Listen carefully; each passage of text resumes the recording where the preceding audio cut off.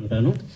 ప్రభు పేరట కూడొచ్చిన సహోదరులకు సహోదరులందరికీ మన ప్రభువైన యేసు క్రీస్తు నామమున అందరికీ వందనాలు చెల్లించుకుంటున్నాను. ఈ సమయమున మన ఇజ్రాయేల్ గారు, ఆనంద్ గారు, అలాగే అంతోని, అలాగే వారి కుమార్తె అరుణ గారు కూడా నాతో సహోదరుడు అంతోని అన్న మాట ఏమిటంటే మీతో పంచుకోవాలనుకుంటున్నాను. అంతోని గారు చెప్పిన మాట ఏంటంటే, మా నాన్న చనిపోయినందుకు నాకు బాధ లేదు, కానీ మా నాన్న రక్షణ పొందకుండా చనిపోయాడు. ఎందు నిమిత్తం? రక్షణ అనగా బాప్టిజం పొందకుండా చనిపోయాడని సహోదరులు ఇద్దరు నాతో వాళ్ళ బాధను పంచుకున్నారు. ఈ దినమున ఈ ఆదరణ కూడిక ఇక్కడ కూడి వచ్చిన ప్రతి ఒక్కరు కూడా ఆ కుటుంబానికి ఆదరణ కలుగులాగున దేవుని ప్రార్థించినందుకు మీ అందరికీ ప్రభుపేట కృతజ్ఞతలు తెలుస్తున్నాం. కానీ ఒక చిన్న మాట మాట్లాడుకుందాం, చిన్న సందేహం అంతే. ఈ దినమున మనందరం కూడా ఎందుకు ఇక్కడికి వచ్చి ఉన్నాం? ఇజ్రాయేల్ గారు చనిపోయి ఉన్నారు కనుక ఈ కుటుంబానికి ఆదరణ కలిగించాలని, మనందరం వారికి తోడుగా ఉన్నామని మనందరం కూడా కూడి వచ్చాము, అంతే కదా. సహోదరులు చెప్పబడిన వాక్యం యోహాను సువార్త 5వ అధ్యాయము 28వ వచనం ప్రకారం మరలా ఒకసారి ధ్యానించుకుందాం. చదవండి బ్రదర్.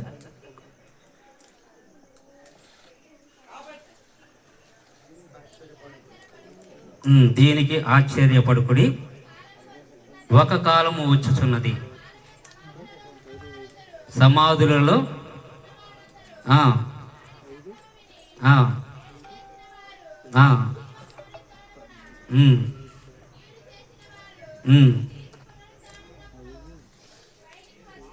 దేవునికి మహిమ కలుగును గాక. మృతుడైన ఇజ్రాయేల్ గారికి మనందరం వచ్చాం, అంతేనా? మనందరం ఏ లెక్కలో ఉన్నాం? కూడి వచ్చిన ప్రతి ఒక్కరు ఈరోజు సమాధానం చెప్పాలి. మనమందరం ఏ లెక్కలో ఉన్నాం? చనిపోయిన ఇజ్రాయేల్ గారిని ఈ కుటుంబాన్ని ఆదరించడానికి మనం వచ్చినాం కదా, మనము ఏ లెక్కలో ఉన్నాం చెప్పగలరా?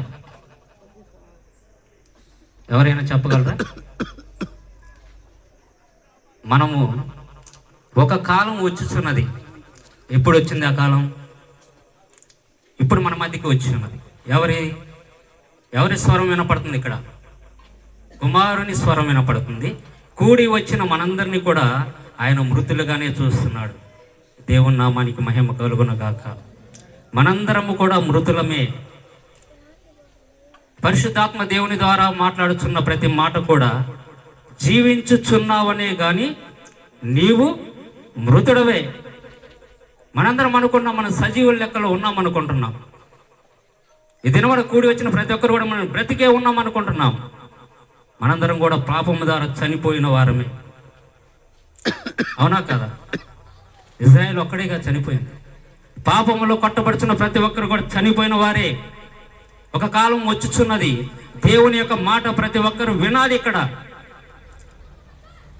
అందుకే పరిశుద్ధాత్మ దేవుడు మనతో మాట్లాడుతున్నాడు. ప్రియ సహోదరులారా, ప్రియ సహోదరి, మనందరం కూడా మృతుల లెక్కన ఉన్నాం కనుక మనం ఏం చేయాలంటే సజీవుల లెక్కలకి రావాలంటే మనము పాపాన్ని విడిచిపెట్టాలి. సహోదరులు పడుతున్న బాధ, మా నాన్నగారు రక్షణ పొందలేదన్న ఆలోచన కలిగి ఉంది. క్రీస్తు యేసు ప్రభుల వారి రక్షణలోకి ప్రతి ఒక్కరు రావాలని వాక్యం మనల్ని పిలుస్తుంది.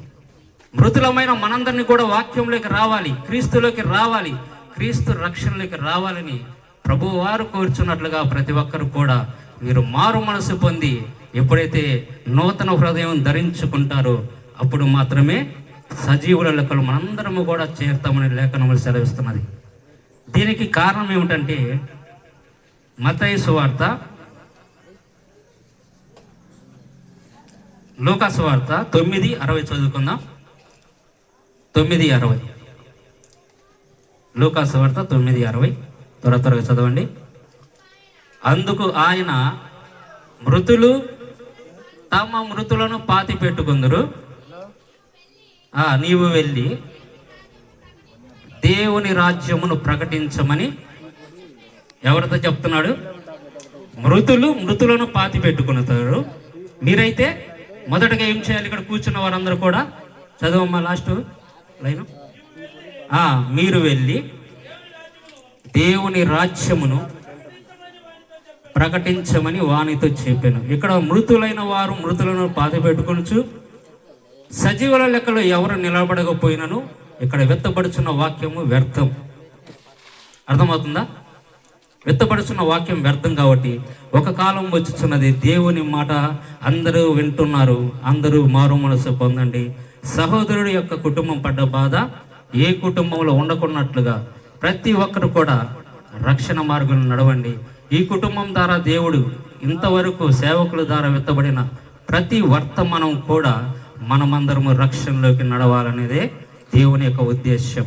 కాబట్టి ప్రియ సహోదరుడా, ప్రియ సహోదరి, ఇంకా ఎవరైనా బాప్టిజం పొందకపోతే, ప్రభు యొక్క రక్షణ పొందకపోతే త్వరపడి రక్షణ పొందుకొని ప్రభువులో మీరు కూడా ఏకమయ్యి ఆయన శరీరంలో తిని ఆయన రక్తము తాగి నిత్య జీవానికి మీరందరూ కూడా వారసులు అవ్వాలన్నదే దేవుని యొక్క పిలుపు.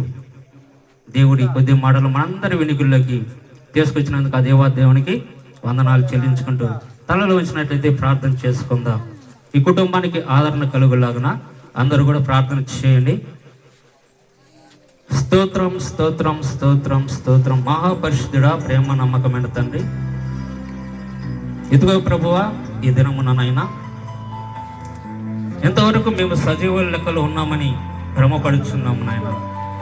మీ దాసుడు ఇశ్రాయేలు గారి ద్వారా ప్రభువా, ఆయన మరణము ద్వారా, అలాగే ప్రభా ఈ ఆదరణ కూడికలోనైనా మీరు మా అందరితో మాట్లాడి ఉన్నారు ప్రభా. ఇదిగో ప్రభా, మా గ్రామంలో ఉన్న ప్రతి ఒక్కరు చాలా మంది చనిపోయి ఉన్నారు ప్రభా. వారందరూ కూడా ప్రభా మీ రాకడలో తిరిగి లేస్తారని మేము వింటున్నాం ప్రభా. ఇప్పుడైతే మేము ఇంకా మృతులుగానే ఉన్నాం, జీవిస్తూ ఉన్నామే కానీ మేమంతా మృతులుగానే ఉన్నాము ప్రభువా. అయ్యా, మమ్మల్ని మీరు జ్ఞాపకం చేసుకొని తండ్రి, మాలో విశ్వాసాన్ని బలపరితం చేయండి ప్రభువా. మీ మీద నమ్మకం కలిగి జీవించే కృపను దయచేయమని అడుగుతున్నాను ప్రభువా. ఇదిగోనైనా మీరు లేఖములో సెలవిచ్చినట్లుగా, ఇదిగో ప్రభువా, మీరు మీ దాసులకు ఇచ్చిన అధికారం చొప్పున నాయన పరలోకంలో ఏదైతే మీరు భూలోకంలో ఏదైతే బంధిస్తారో నేను దాన్ని బంధిస్తానన్నావు తండ్రి. ఈ భూలోకంలో మేము దేన్నైతే అడుగుచున్నామో దాన్ని పరలోకం ద్వారా నీకు అనుగ్రహిస్తానని చెప్పి ఉన్నావు తండ్రి. ఆ మాట చొప్పున నాయన ఇదిగో ప్రభువా, సంగమంతయు కూడి ప్రభువా మిమ్మల్ని ప్రార్థిస్తున్నాం నాయన. ఒకని తల్లిని వాడు ఆదరించినట్లుగా నేను ఈ కుటుంబాన్ని ఆదరిస్తానని మీరు సెలవిస్తున్నారు ప్రభువా. నాయన, ఇజ్రాయేల్ గారికి ఇచ్చిన భార్యను బట్టి నాయన, ఇద్దరు కుమారులను బట్టి ప్రభువా, నేను ఇచ్చిన కుమార్తెను, అలాగే రక్త సంబంధులు అందరినీ ప్రభువా, మనవల్ని మనవ సంతానం అందరినీ బట్టి ప్రభువా, సంఘమంతా కూడి కుటుంబానికి పరలోకం నుండి మీరు ఆశీర్వదించే గొప్ప ఆదరణ ఈ కుటుంబానికి ఇప్పుడే దొరుకునుగాక, ఇప్పుడే కలుగునుగాక. సమస్తమును మేము రిలీజ్ చేసుకుంటున్నాం తండ్రి. మీ ఆశీర్వాదమును, మీ ఆదరణను ప్రభువా ఈ కుటుంబం పైన మెండుగా ధారాళంగా మీరు దయచేయమని అడుగుతున్నాను ప్రభువా. ఎందుకంటే నాయన సర్వాధికారము కలిగిన వాడు నాయన, సర్వాశీర్వాదములు నువ్వే కారణభూతుడు కనుక ప్రభువా ఈ కుటుంబాన్ని ఆదరించమని అడుగుతున్నాను ప్రభువా. నాయన ఈ కుటుంబంలో మీరు నెమ్మదిని కలుగ చేయండి ప్రభువా. నాయన మీరు మాత్రమే ప్రేమించగలరు. పర్వతాలు తొలగిన మెట్టలు తత్తరిల్లును ప్రభువా. మీ దాసులతో మీరు అంటున్న మాట, నా కృప నిన్ను వీడిపోదని చెప్పిన మాటను ప్రభువా ఈ కుటుంబానికి మీరు దయచేయమని, మీ కృపను అనుగ్రహించమని మీ దాసుల పట్ల ప్రభు మేమందరం కూడా ప్రార్థించినాయన మీ పాదాలు పట్టుకుని ప్రతినాడు వేడుకొంచున్నాము తండ్రి. ఆమేన్, ఆమేన్. దేవుని పరిశుద్ధ నామానికి మహిమ కలుగును గాక. ముగింపు ప్రార్థన చేసుకుందాం. తండ్రి, నీ కొందనాలు, నీకు స్తోత్రాలు ప్రభు. ఇంతవరకునైనా మీ సేవకుల ద్వారా మీరు మాట్లాడిన ప్రతి మాటను బట్టి నీ కొందనాలు తండ్రి.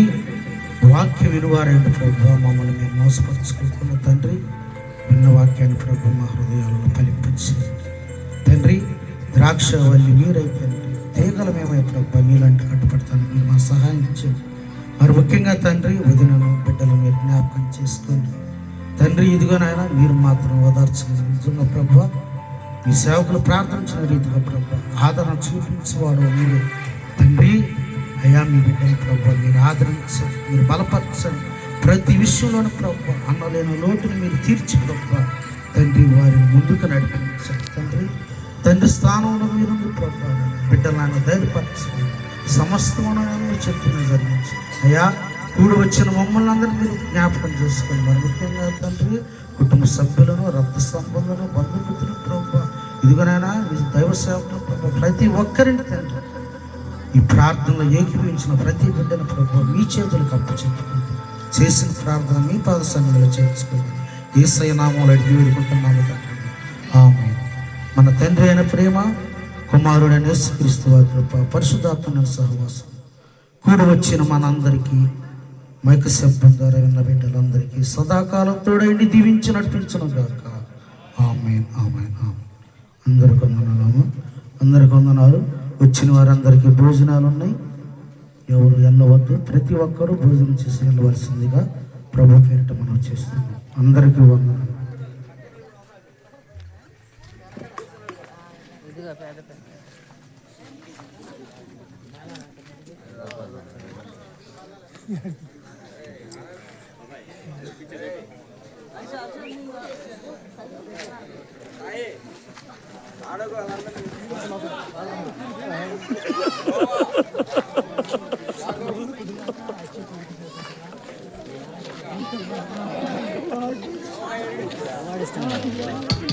ఏమైనా తీయడానికి పంపాలి నేను